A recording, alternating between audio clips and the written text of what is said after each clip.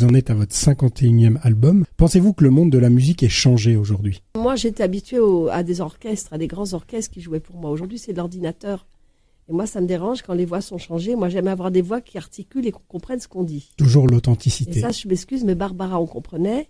Charles Aznavour, on comprenait. Dalida, on comprenait. Henri Salvador, on comprenait. Annie Cordy, on comprenait, mais aujourd'hui, je comprends rien. Avec ces fameuses si ça marche, machines, tant mieux, hein. Notamment l'autotune qui fait toutes les voix. C'est l'autotune. L'autotune c'est quoi ça ?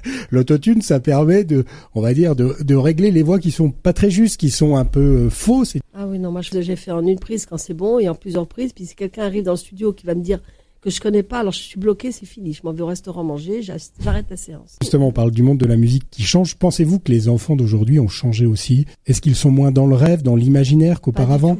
Non, pas du tout. Je les vois devant moi. Par contre, ils sont de plus en plus petits. Ils ont 3 ans, alors qu'ils avaient 6 ans. Chantal, si vous me permettez que je vous appelle Chantal, oui. Vous comptez depuis cet été un célèbre nouveau fan qui vient de découvrir le répertoire de Marie-Rose à 78 ans. Vous voyez de qui je veux parler ?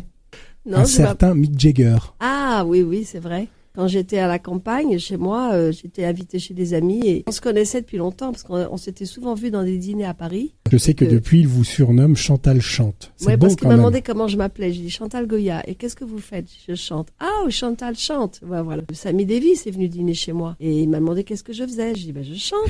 Et j'ai chanté Pandi Panda. Alors il m'a dit fais voir. Il parlait en anglais. Alors je lui montrais les gestes. Pandi Panda. Je faisais tout.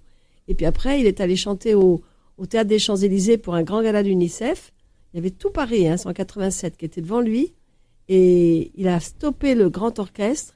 Et il a dit, maintenant, mesdames et messieurs, je vais vous chanter Chantal Goya, Pandi Panda. Et il l'a fait, avec mes gestes.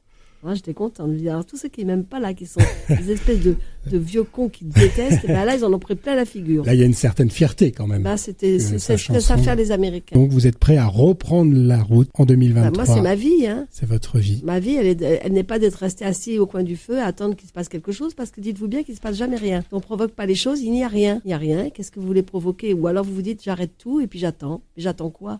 Oh non, moi, je peux pas attendre rien du tout. C'est pas possible.